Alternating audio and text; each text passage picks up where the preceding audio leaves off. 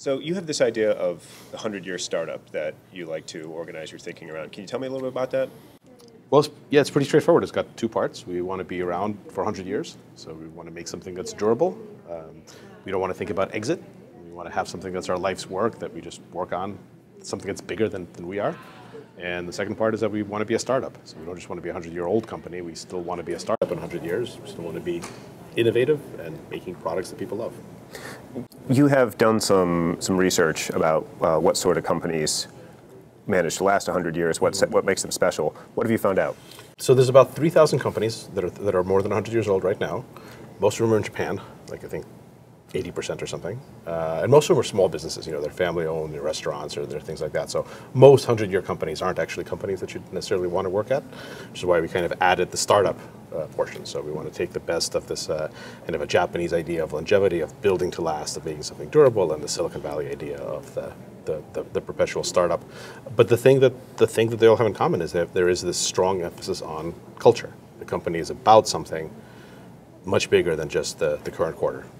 So what's something that you've done in the interest of emulating that culture? What we do is we try very hard to eliminate all long-term conflicts of interest.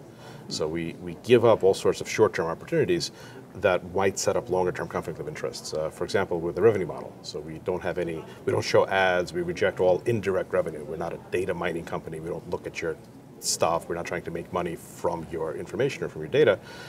Because doing that potentially sets up a conflict of interest, where at some point you have to decide between doing what the customer really wants and doing what your advertisers or other partners really want. And it's those kinds of conflict of interest, whether it's in your product or in your investment structure or whatever, that have a chance of ruining the 100-year idea. So the most important thing is just to systemically eliminate conflicts of interest. You've even gone to meet with executives at some of these 100-year companies Yeah. on the list, right? Can you tell me a little bit about that? I have, and there's so much that I think we can learn. There's so much that startups and Silicon Valley companies can learn from some of these older, more established companies. You know, we have a partnership with 3M, which is 100 and something years old, and really kind of amazing in how they've innovated throughout that whole period. Now, their innovation is pretty different from what we think of as innovation in Silicon Valley. Their innovation is in, you know, material sciences and ways to stick things together and stuff that you kind of take for granted until you actually look at it and say, wow, like the world would be totally worse if it wasn't for these products.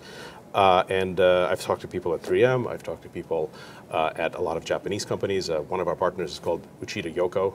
They're kind of an information technology company that's more than 100 years old. And back then, information technology meant like filing cabinets. And so they were doing that, and they're still making computer systems and furniture and software and everything that makes you more productive.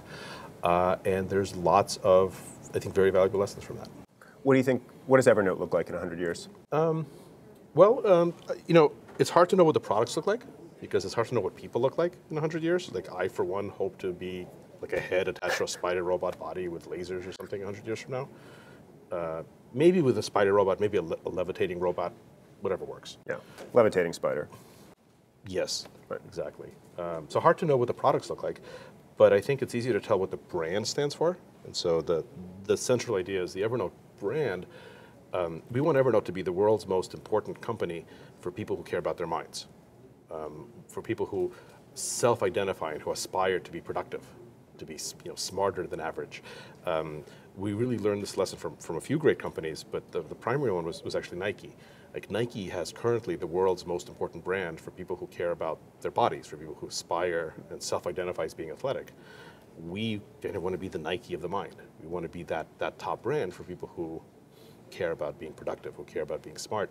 And I think there's going to be a need for that even in 100 years. So I don't know exactly what do the products look like that make you smarter, that make you more productive, but I do know that there will be people or, you know, heads on floating spider bodies or whatever in 100 years that are going to say, I want to be more productive than the average spider robot, you know, head. And those people will think of Evernote. And they'll eat the other people. Yeah, that's up to them. That's a personal decision.